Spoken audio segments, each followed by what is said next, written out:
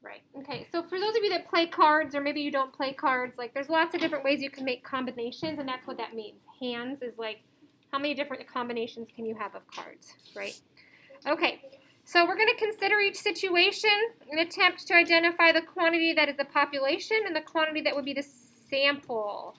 So go ahead and read number 1. Don't write anything down yet. Just think about what would be the population and what would be the sample. Remember, population is like the big group, sample is like part of that group.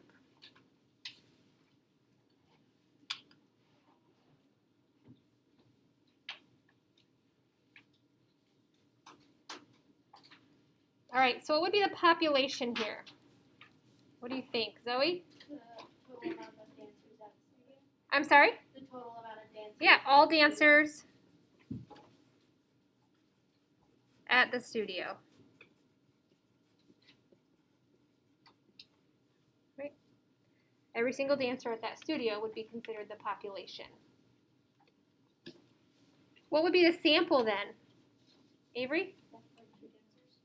I'm sorry? The 32 Yep. dancers. 32 dancers that were surveyed.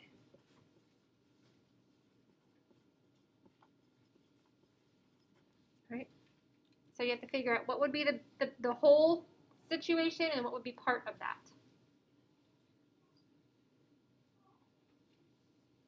All right, go ahead and read number 2 to yourselves.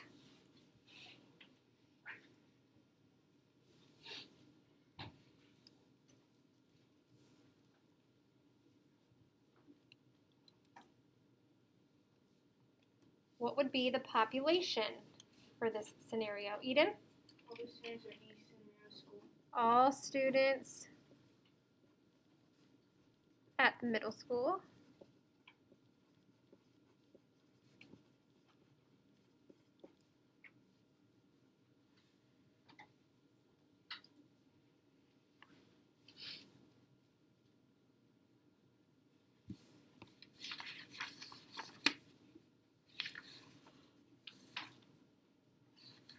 All right, so what would be the sample in this scenario?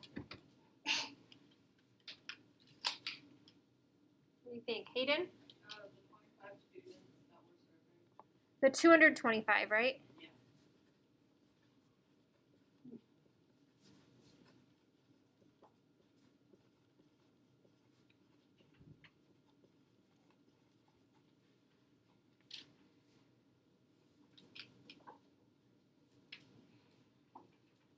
Okay, so now we're going to look at like inferences, and I know you guys know what inferences are from language arts. What's an inference?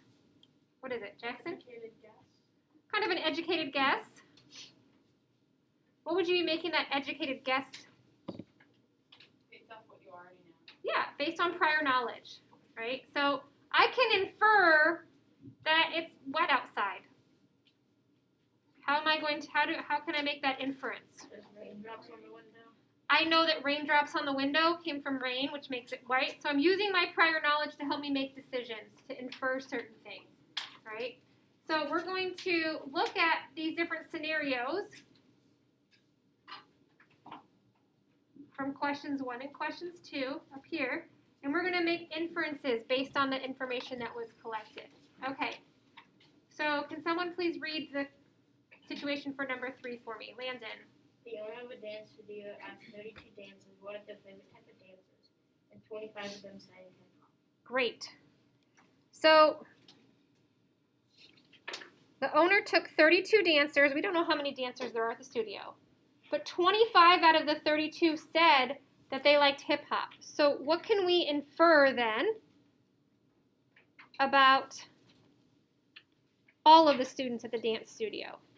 What can we infer? What inference can we make? What do you think? Vince? Majority of them like hip hop. Yeah. So since 25 out of 32 equals 78%, we can infer that most dancers at the studio like hip hop. An inference isn't always right. We don't know when this person asked these 25 students, these 32 students, was it after a hip hop class? I mean, that would obviously be biased, and we'll get there, right? So we don't know when this person asked these students or how they picked the 32 dancers, but based on the information we have, we can infer that, yeah, that's probably the most popular. I just noticed this looks like conifer, like a tree. Can infer. Okay, I feel better about that. Right? Most of them like hip hop. All right, how about this middle school? 46 students have science first period out of the 225. What inference can we draw from that? Hayden? Majority of students at the school don't have science. Exactly. Okay, so since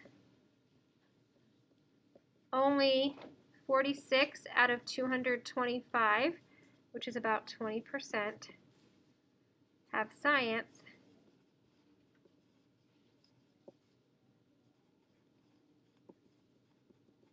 majority don't have science.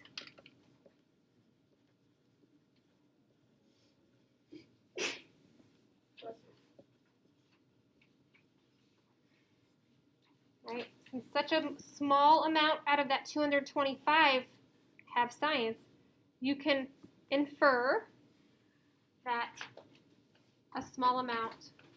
Did I spell science right? Yeah, you can kind of see my E there. You can infer that that would be true of the whole school, right? Bless you. Questions about population sample and inferences? All right, turn the page. I would like for you guys to do number 5 by yourself. Go ahead and read it. Then do it by yourself. That means no talking to those around you. No collaboration right now.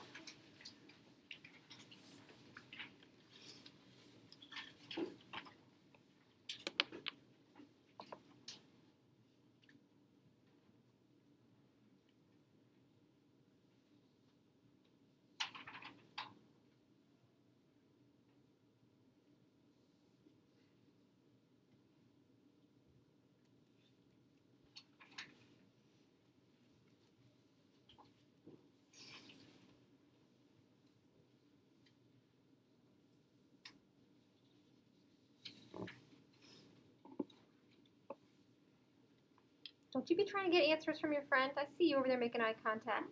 What are you gonna put? What are you gonna put? Guys, I'll tell you if you're wrong, just write something down. How would you describe a method for selecting a random sample?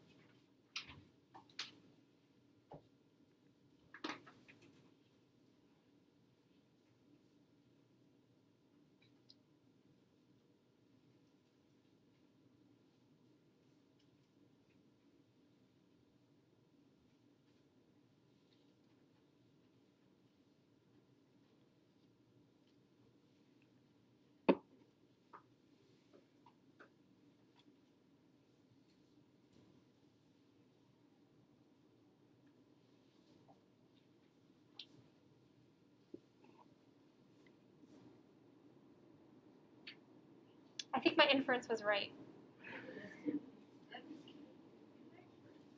I don't know. Some pretty serious rain out there. Glad I brought in my umbrella. Ooh, it's going sideways too. That's fun. Oh yeah, I saw that on the sideways rain. It actually said that? Are you just saying that, Jackson, or did it really say sideways rain? My mom and dad were talking about it the whole morning. That's awesome.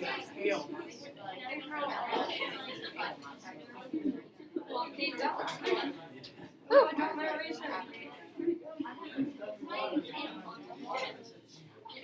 This is what's happening right now. That's fun. Yeah. That's just, this is the crazy part. Here's the whole, look at that stretch of rain there. Oh man, that was like only through Indiana. Why is it green? Because that's rain. And then up here is snow. Towards Indiana, what side is it coming? Just cut off like the entire. It's going towards the east. It's moving this way. So You keep getting tears on your eyes. here we are. Okay. I would like for volunteers to share what is your way, a method for selecting a random sample. Callie. Pick the fifth name, like every fifth name on the list of 8 pairs. Okay, are they listed in a certain order? Alphabetical, probably. Okay, every fifth name.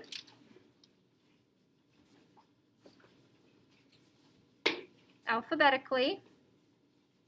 Don't erase yours. Leave them. There's lots of different answers. Listen, you can take random samples in a million different ways. Okay. That's fair. All right. Who haven't I heard from? Grace. We haven't heard from you in a while. How would you do a random sample? I did the same exact thing. You did not. I did. You had every fifth name alphabetically? That is crazy. So did I. It's probably because So did I. I did. But I have a number answer. Okay, Jackson. See, I would put all the names in one of those apps that like. Oh, a name generating app. Okay. I have one. Okay. Yeah, but So- you can only do it 50 times. And you can't force somebody to do your survey. Yeah, it would take you a really long time to Yeah. get everybody's name into it, but Well, I think it's I mean maybe it can pull from a different data. No, because you can't copy and paste from page. Can Paris still do that? Like just randomly bring up a student? Not really. I mean, I'm sure somebody over in the main office, like the school district office, could figure out a way, but I mean I couldn't necessarily do that. Logan, are you stretching or do you have an answer? Okay, Hayden. You could walk around the 8th grade wing of the school and try asking an even amount of people from each team of teachers and So just kind of like walk around. And you can walk in every single classroom and say if you rank. That's so great. What was yours? People wearing blue? Yeah, I said go in every classroom, like say if you're wearing blue or something. Okay. Say your name. I mean there's a way. Avery? I said you can sample people that take dance or any music related class and take them to success. Okay, I can't hear what Avery said because y'all are having on the side. Tell me again. You could sample people that take dance or any music related class and pick 70. That'd be biased. Oh, that's a biased survey. You can't choose people that have music preferences. Also a blue shirt would be biased.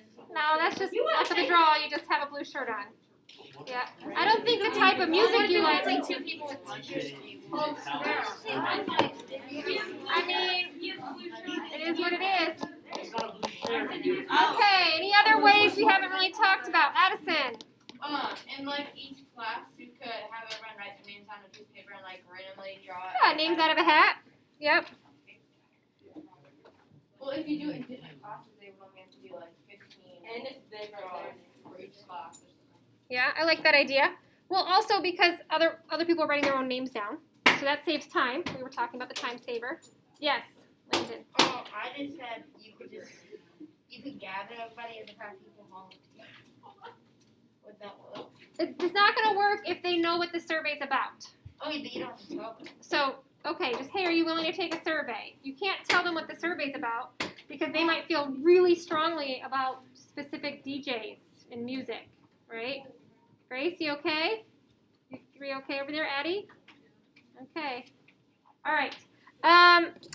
There are many different studies that can be performed in order to obtain data from a population. We have a survey, right? Oh, and then we have the whole situation with bias. So was it UCC? We were talking about Arizona yesterday? Yeah. Okay, so you guys all got to the question about Arizona and umbrellas, right? Why is that not accurate? Why is that considered biased? It doesn't rain in Arizona. Alex? It's only one state. Well, it's one state, and also It doesn't rain. they don't. It doesn't rain. They're not going to have really good information about it. Where do you want to go if you want to find out about umbrellas? I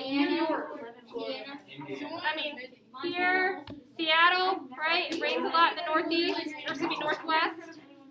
Okay.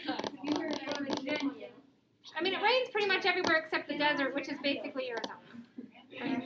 Mexico, Utah, right? Okay. So I want you guys to read the scenario about Brett here, right? Read the scenario about Brett.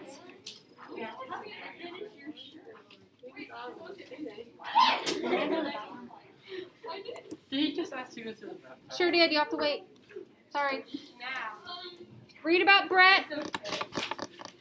Everybody's reading to themselves right now.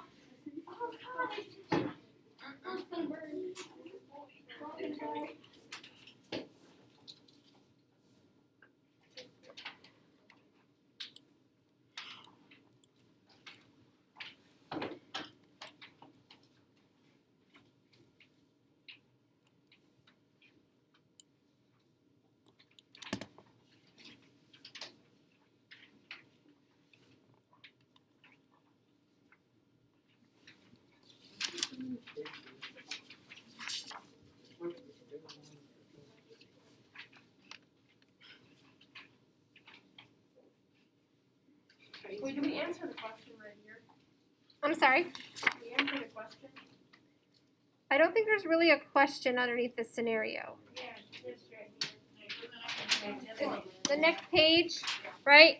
So we've got some sampling methods he came up with. I mean, aside from the fact it's on Facebook, I know you guys don't use Facebook. So pretend it's, so we'll just cross this out and say social media. Whatever your preferred platform is, right? And collecting responses to his post. Do you think this is a solid way to survey people? No. People could lie. I mean, you could lie. What else could be a flaw there? Not everyone on social media. Yeah, but Yep. anybody. Hayden? It'd probably be like tied to people he knows Yeah. and people that like follow him and stuff. Yeah. What if they aren't friends on that, right? What if they aren't like social media friends? I don't know how to put that.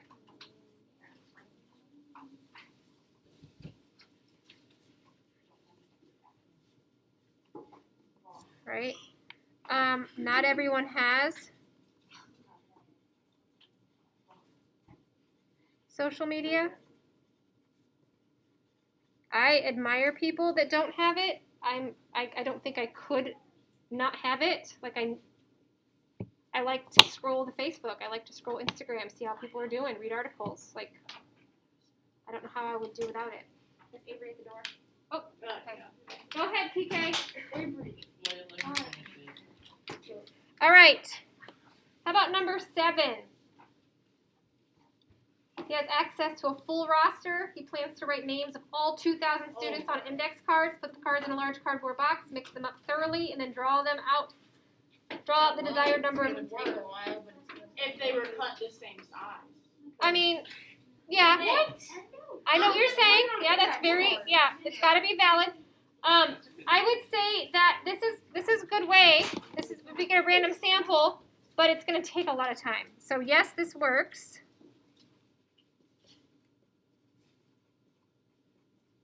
But the flaw is it is time consuming. If he's involved in all these things, he doesn't have time to be doing that. But maybe he could use that app, but he still has to enter the names, right? Maybe he could have everybody write their name on an index card and put it in the box. That could work, save some time, but Maybe he could like ask someone for an electronic list. he could. Yeah, so you copy and paste that. So we can print it down. And then cut down. Okay, what about this football team scenario? Bias. It's biased,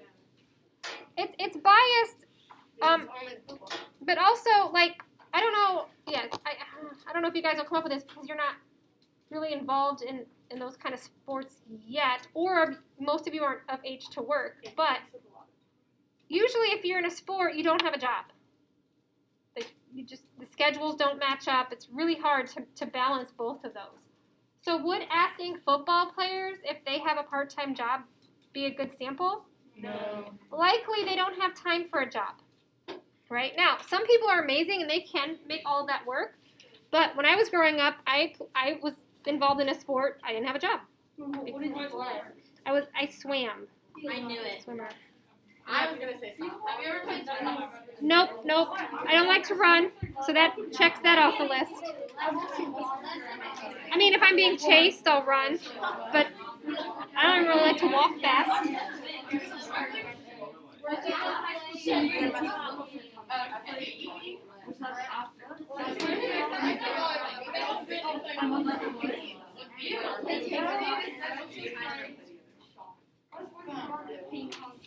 Right?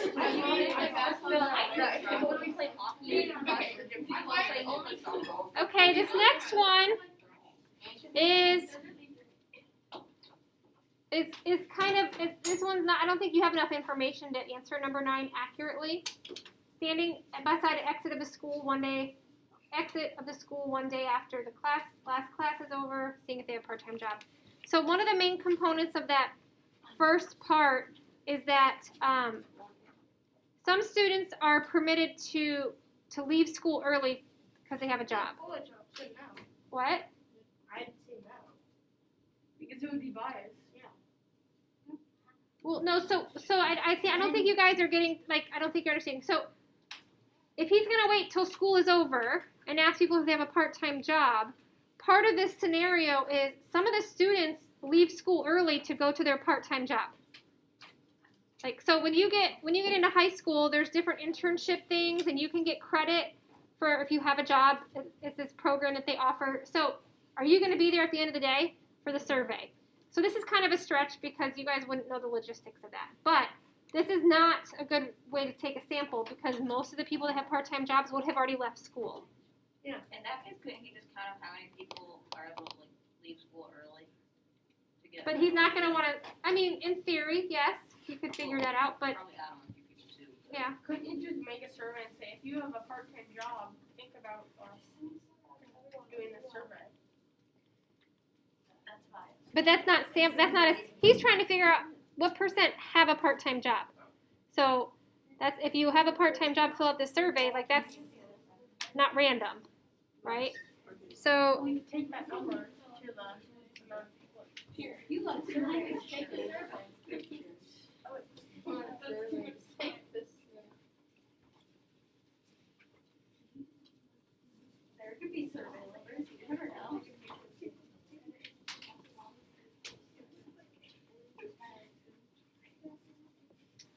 so students that have part-time jobs would have already left for the day, right?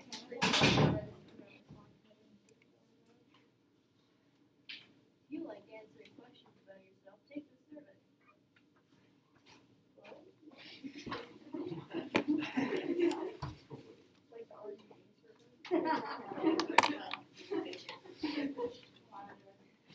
Okay. This last one is that he's going to get a sample by numbering a list of all students from 1 to 2,000, use technology to randomly generate integers until he has a desired sample size. Yeah. I mean, yeah, that's pretty fair. Again, this seems like time consuming, but it could work. I mean, all we would have to do is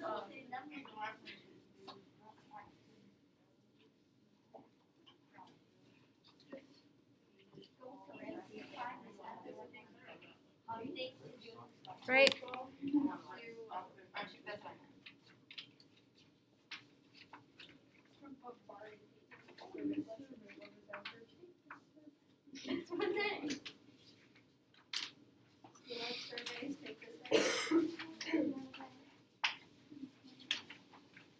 Okay, next page.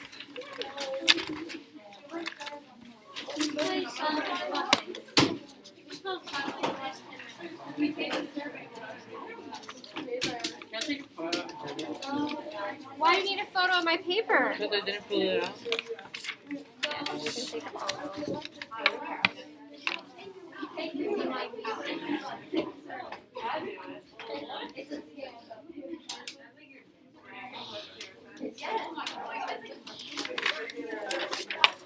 Okay, I need a volunteer to read the top of this next page for me. Who's going to read it? Don't be shy. Come on. Avery, did you change your mind? Go ahead, Avery. Thank you. Where? Up here. Another typical type of play used with population is an experiment. An experiment imposes a treatment on individuals in order to collect data on the response to the treatment. The treatment might be a medical treatment, or it can be any action that might affect the variable in the experiment. It is essential that experiments have randomized components for selecting which individuals receive the treatment and which remain untouched, or are subject to a placebo, which is a treatment applied to an experimental subject that appears to be irreplaceable, but in fact is a treatment known to have no effect. Okay, so let's stop for 1 second. So this word right here is placebo. Have you guys ever heard of that? So oftentimes when they are trying to determine if like a new medication works or if there's if something will actually help or hurt volunteers who like often, a lot of people will volunteer like sign me up, let's see what happens, right? So they have to determine if people if their responses are valid. So half the people will get nothing, like a little pill that's like sugar. And then half the people would get the actual medicine.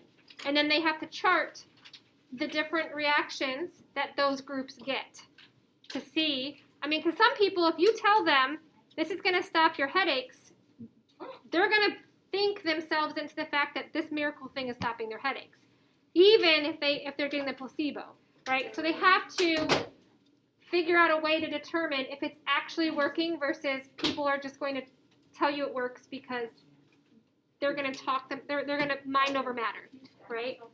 So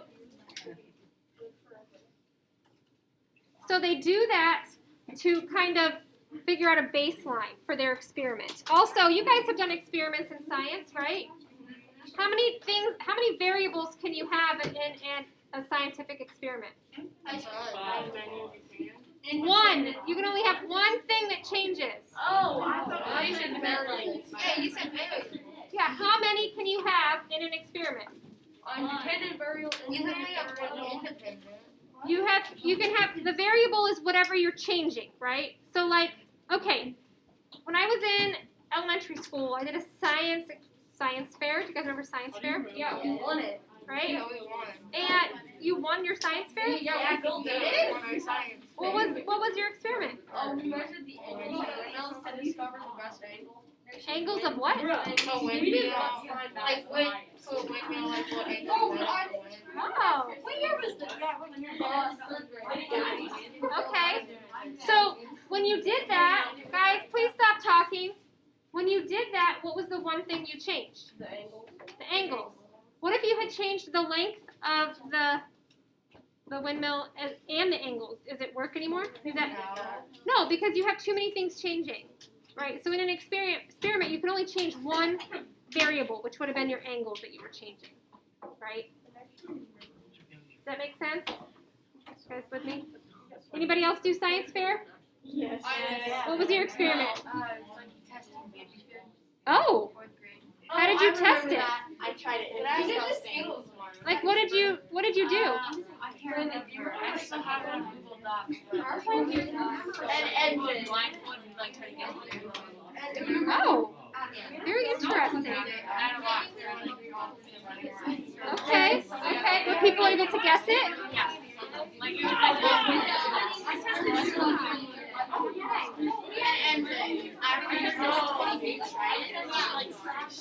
Okay, we still have 4 minutes. We're going to read about Fred and Wilma here. We're going to read about Fred and Wilma. They wanted to estimate. Wait, like Scooby-Doo? I think that's the Flintstones, Fred and Wilma. Oh, they said Velma. Oh, well, it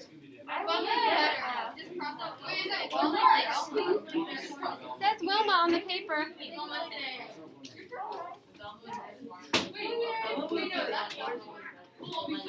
I love my life. Okay, sit down. Just sit down. We have 3 minutes left. Sit down. Sit down. Okay, I would like to move on and use the next 3 minutes for this situation. Just sit down for a second. I don't have time right now to get you a pencil because we're gonna Go steal some more. go over this. Hey, stop talking so we can go over this. Fred and Wilma wanted to estimate how far the rebound of a tennis ball is changed if it's soaked in water overnight and then allowed to dry out.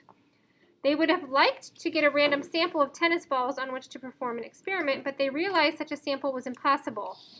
Instead, their physical education coach gave them 20 used tennis balls as their sample. Okay, so why would their original situation have been impossible? Why do you think their original idea is like, that's not going to work? Hayden? There's like tons of different types of brands. Right, I mean, you could have different brands of tennis balls, use different fabric. That could definitely change things. What else could be a problem?